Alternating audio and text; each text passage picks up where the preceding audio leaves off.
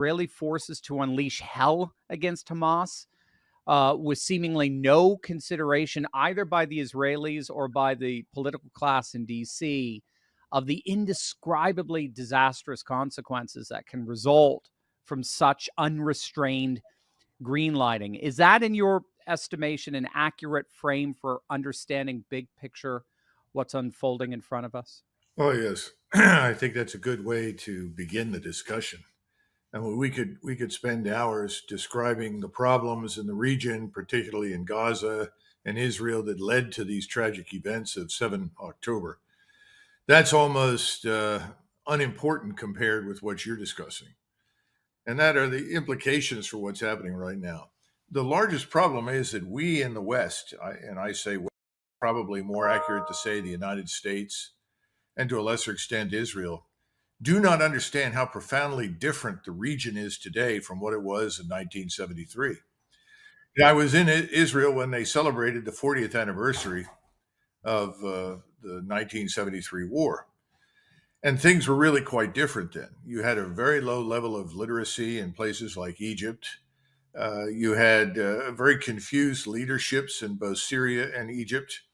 There was no sense of unity whatsoever in the Muslim world. Many of the states that today are really major powers were at the time simply developing, pulling themselves out of the past and into the present. So that's part of our problem. The second part is that we in Washington in particular seem to regard ourselves as permanently stuck in the aftermath of 1991. I hear people all the time, oh, well, look what we did in Desert Storm. Well, they don't really understand what happened, but we'll set that aside. But more important, they don't understand that our forces, the structure of our forces, everything has deteriorated since 1991. And people ask, well, what happened to all of that money? It's a little late to ask, but I think that those questions should have come up earlier. But people rushed to spend because that was a way to also line their pockets. If you're sitting on the Hill, you spend, and the spending you're told is going to produce military power, and say, oh, it's great. Money in equals military power coming out. Doesn't work that way. So there was very little accountability, or what I would call informed supervision or oversight. So an awful lot of that was wasted. And in the meantime, the forces have shrunk in size. And certainly the last 2.5 years of this administration have been devastating for the armed forces, particularly the Army and the Marines. Huge problems inside those forces, divisive issues, divisive policies. So we are not today remotely as we were in 1991. We are a great power, to be sure. We may be the leading great power, but we are not the only great power. So that's the first thing. The second thing is that everyone seems to miss the point that we've exhausted our war stocks. We have very little to fall back on because we've been feeding everything into the fire in Ukraine, all to naught, that has produced nothing for us and nothing for the American people. And I would add nothing for the Ukrainian people. And Russia, which began with a very small force that was never designed to do more than just protect Russia, now sits on top of one of the largest and most capable forces in the world. And that has an impact on our thinking now, or it should, as we go forward. Those are the big issues for Washington, but we really, really, really don't understand the gravity of Israel's actions. No one disagrees with or disputes Israel's views and feelings as a result of what happened on the 7th of October. That goes without question. And there are lots of examples in history where things like this have happened and produced outrage that resulted in revenge attacks. Mm-hmm. We certainly felt that way after Pearl Harbor. And our interaction with the Japanese during World War II was horrendous. Mm-hmm. There's a reason we didn't take very many prisoners, and it wasn't always because no one would give up. I mean, let's be frank. It was a terrible, terrible war. But those things could always still happen to us today. We have to guard against it. But right now, we have a situation where the Israelis are emoting. We are emoting. And we have this relationship that exists between every great power and every small power. When you ally yourself or you commit yourself to a smaller power, you run the risk that the smaller power will try to leverage you Mm-hmm. in a war against people that, under normal circumstances, you would prefer not to fight. Right. That's not, do we like them or not like them? But in most cases, war is not a good idea. I know that's a revolutionary statement. In today's America, we become so accustomed to using the word war and pretending that war is something that happens on somebody else's soil. Right. Well, this is a war that will come and visit us as well. And that's why we need to think carefully about it. So I'll turn it over to you, and then we'll try to work through the strategic consequences of various actions. It's just as you're speaking, I thought of I listened to Alexander McCurry over at the Duran, who said he had just had a great observation. Neocons only seem to know how to escalate.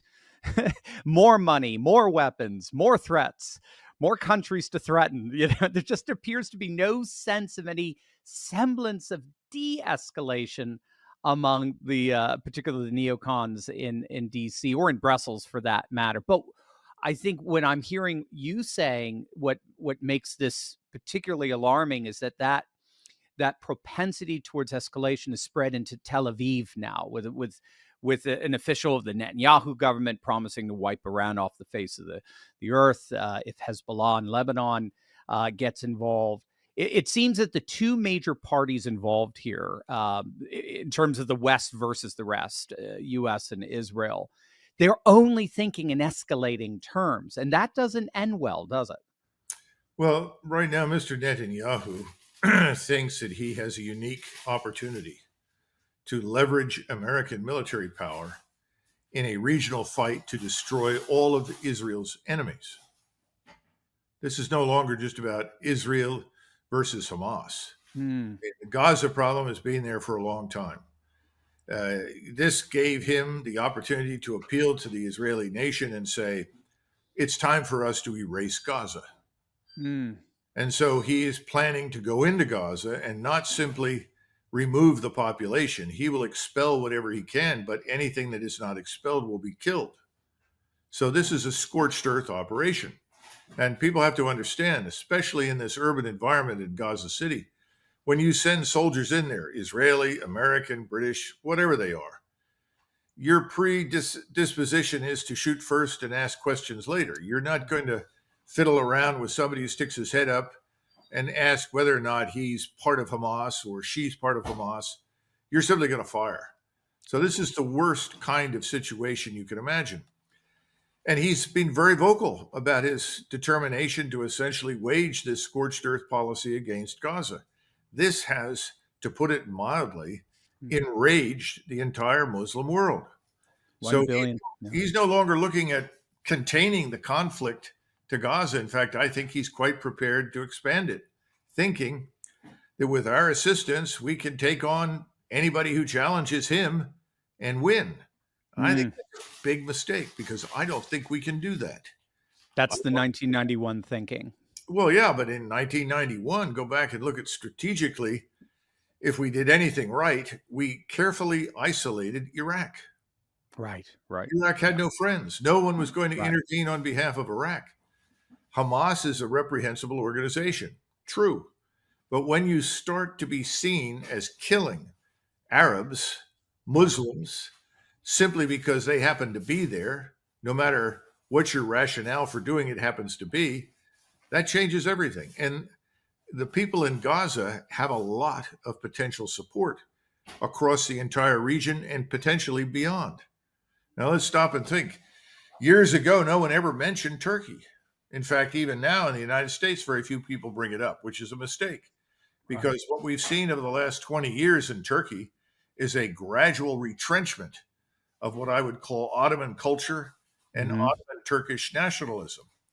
The Turkey of Ataturk, the secular experiment, is gone. Yeah, for all intents and purposes, it's vanished. They still pay tribute to him and they see him as a hero, but let's face it, this Turkey has moved in directions that are absolutely counterproductive from the standpoint of Mustafa Kemal. He wanted to, if anything, not only modernize Turkey, but he wanted to Europeanize it. He wanted to thoroughly cleanse it of any form of religious nationalism and separate church from state. Yeah, well, bring in a Latin-based alphabet and everything. Yeah, but that's all being reversed. And Yeah. we have to understand that the Turks, over many, many years, have built an extraordinarily sophisticated and capable military establishment. And unlike everybody else in the region, they have a long martial history. The Turks are excellent soldiers, first class soldiers. They have a good officer corps, and this officer corps, as opposed to what existed 10 years ago or 20 years ago, is fiercely loyal to Erdogan and his vision. And then finally, Turkey has always had close relations with Pakistan. And Hmm. that goes back many, many years for different kinds of reasons. But the point that Pakistan has always made it clear to the Turks that if they should need a nuclear weapon, Wow. Pakistan will provide it. And Mm. that has now been repeated publicly in the Pakistani parliament. So you're not dealing with Turkey of 25, 30, 40, 50 years ago. Right. Egypt, Jordan, Syria, all of these states have changed. You have a Right. much more literate, much more informed population. Social media reaches everyone. Yep. I mean, someone was asking me about this riot at the airport in Dagestan, which is a province of Russia. And of Russia. course, the Yeah. people that live in Dagestan are Turks. We sometimes Mm. refer to them as Turkic. What Americans don't understand, most people in the West don't understand, is that from the borders of Mongolia and Kazakhstan in the east, all the way to the Mediterranean, with very few exceptions, the only one I can think of is Tajikistan, they all speak effectively the same language as Mr. Erdogan. Hmm. The, Yep. the Tatars who live in Crimea can read and listen to Erdogan's talks. Right. They can tune him in. They can tune Right. him in all over Central Asia. They are hearing what he's saying, Right. and they are furious. Now, as it turned out, there were no Israelis on that plane. Yeah. In fact, when they got there, they discovered one Uzbek who got off, who I'm sure was not very happy about it. By the Yeah. way, Right. Uzbeks speak the same language for all intents and Right. purposes. And Right. all of these people were part of the former, Turkic Mongolian hordes. I mean, when Genghis Khan led his armies into action, 50% of his army was usually Turkish or Turkic. Yes. Okay, Yeah. so we don't understand that. And Right. what we witnessed was not some sudden outburst of anti Semitism.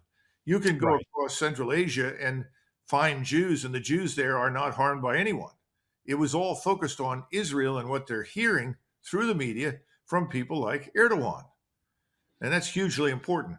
And Erdogan is not just a blowhard. I've heard people say, Right. oh, he couldn't be serious. Are you out of your mind? Right. It is deadly serious. And what Right. he's been doing by moving 100 Turkish naval vessels in a massive display of Turkish naval power through the Bosporus is not an accident.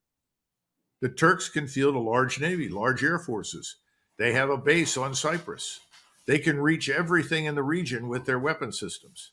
And for the first time, the Israelis have done something that no one's been able to do in 1,000 years. They've united Shia and Sunni Yeah. against them. Yeah. I was just going to bring up. So we've got the Arab Sunni side of the equation there, but what about the Persian Shiite side of the equation with threatening Hezbollah and overtly threatening Iran? They've just they've united 80%, 20% together of the Islamic world. It's stunning. And then the other point about Iran is everybody looks at Iran, well, that's a backward place and people there don't know anything. You're talking about they have an elite class of very bright people that have come together, just as they have in Russia, by the way, under Yeah. Putin, to produce some remarkable technological achievements, Yeah. particularly in theater ballistic missiles and also in these unmanned systems that we've seen operate in Russia. So the point is that you're dealing with two very powerful states, populations 80 to 90 million. Think about the fact that 60% or more of the population is under the age of 30. So Hmm. you're Hmm. talking Wow. about fielding enormous armies. And some Wow. people say, well, armies don't make any difference. You can destroy them all. Well, I've got news for you. If you Yeah. think armies don't make any difference, you don't understand warfare Right. because they can be moved in various ways very quickly. And they have a lot of good equipment, especially from the Turkish side, that can travel the distance between the Turkish border and the Golan Heights very quickly. You can drive from the Turkish border down to the Golan Heights in perhaps 12 hours. Wow. And if you're an Israeli, one of the things that you worry about is exactly that, because if the enemy closes with you on your borders, how can you use a nuclear weapon unless you plan to commit suicide? Right, exactly. Yeah. And Hezbollah, of course, is sitting right there on the border with Israel. And the interesting thing is that Hezbollah took a lot of casualties defeating the Sunni Islamists in Syria, Mhm. working with not only Iran, but also Mr. Assad and his government and Mhm. the Russians. Mhm. And the Hezbollah is much larger, much more sophisticated, much better armed than Hamas. And if you consider the damage that Hamas has inflicted so far, it's a fraction of what Hezbollah could do. Right. My great Right. concern is that at some point Hezbollah is going to launch. And they're going to launch because they're going to discover that what the Israelis are doing right now, instead of staging a massive invasion all at once, they are moving incrementally and deliberately. That's so Mhm. that they minimize their own casualties, which makes a lot Right. of sense. But it also tends to mislead the viewing audience to think, oh, well, they're not really going in, are they? Ah, Oh, yeah. yes, they will go in. Yeah. I know the IDF, when they get a mission and are told to do it, they will do it to the best of their ability. Now, are they all excited about it? As I pointed out, this urban warfare is really terrible, Yeah, like and it Fallujah. inevitably exacts a high price from its participants. So, no, I don't think they are, and they will use a lot of firepower to spare their soldiers' lives as much as Right. possible. But in the meantime, people are figuring it out, and I think Hezbollah will attack. We are supposed, according to public statements, to intervene and attack Hezbollah to take the burden off the Israeli Air Force so that it can continue to function on Gaza. I would fully expect an open rebellion or revolt on the West Bank in Palestine by the Palestinian Arabs who are there. That hasn't happened yet, but I would expect it. And then I would expect enormous pressure in Egypt on the government and say, what are we doing to help these people in Gaza? Why don't we intervene to stop the mass murder of the Arabs in Gaza? And I think that pressure will result in Egypt's intervention into the conflict. Mm. At that point, I think you're going to have Mr. Erdogan who will show up and tell General Sisi, I'm here. Let me know what you need. I'll do everything I possibly can. I would expect Iran to do something similar. Syria, of course, is effectively already in the fight. We have Right. 1,000 soldiers sitting up in the eastern corner of Syria, which Donald Trump Yeah. rightly wanted to get out, and he And was they didn't listen to him, right? They rebelled. Yeah. they listened, they disobeyed. There's Oh, no, disobeyed. There you go. There you go. Yeah. Yeah. and he wanted to get us out of Iraq as well. All of our troops in Iraq and in Syria are going to be under a very severe threat because, again, the Turks and the Iranians are far more powerful than any of their Arab neighbors. They can Right. actually execute complex operations with missiles and ground forces and so forth. Then there's the problem of us sitting at sea. Now, I'm sure that we will sit a long ways from Israel. That would be the intelligent thing to do to prevent our vessels from being easily attacked. But that's also very difficult on pilots trying to deliver ordnance against targets in southern Lebanon, especially if they're flying from somewhere west of Greece, almost to Mhm. Sicily. Mhm. Now the pilot delivers his ordnance, he's got to refuel, he may have to land in Israel. We don't know what the conditions in Israel will be in terms of rockets and missiles falling. In the meantime, however good the claims may be about the performance of Iron Dome, the numbers of projectiles, the numbers of things falling on the Israelis is simply too great to stop. In other words, you're going to break through. Any air defense system can be overwhelmed if you fire enough missiles and so forth at it, and then eventually destroyed.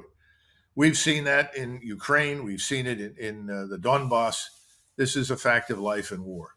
And then there's the issue of how much more can we ship when they need it. We've already diverted 155 millimeter ammunition from Ukraine to Israel, which of course makes infinite sense. But then again, Ukraine is in ruins. We've Yeah. made a terrible mess of that. Yeah. And my great fear, and what I wrote about in the American Conservative when I wrote this op ed saying avoiding Armageddon, is at the end of this process, I don't want Israel to look like Ukraine, Right. destroyed. Right. Right. And I'm afraid that no one will intervene to stop any of this. And the way you stop it is very straightforward. Most American presidents, when they thought the Israelis were going too far that might precipitate a larger problem, have intervened and said, stop, that's enough, Mhm. pull back. Most Mhm. recently, during the 73 war, we said, that's enough. If you've crossed the Suez Canal, get back on the other side. And they did. And we got a good agreement ultimately and have had good relations between Israel and Egypt all these years. In fact, we know the Egyptians did warn the Israelis about what eventually happened in Gaza. So when is someone going to stand up and say, look, we love Israel, but unconditional support for an action in Gaza that could precipitate a regional war that will Right. not only Exactly. drag us in, but will probably destroy Israel doesn't make a lot of sense to us. And the irony is, isn't this exactly what Hamas wants? Don't they want to be at the heart, at the very center of the worldwide Islamic unification? And doesn't that mean then that Israel and the United States, at this point in their reactions, are giving Hamas exactly what they always wanted? Well, I can't provide you with tangible, concrete proof of strategic genius in Hamas. That may be on somebody's minds. I think they may have underestimated the impact of their operation.